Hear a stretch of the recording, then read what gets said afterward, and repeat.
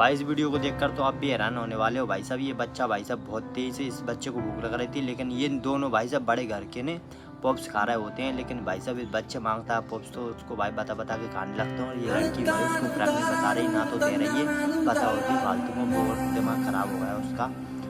Video चलेगी तो video को तब तक लाइक कर देना और चैनल कर देना सब्सक्राइब बेल आइकन को प्रेस कर देना। ऐसी वीडियो हमारे चैनल पर मिलती रहेंगी। Thank you for watching. Bye.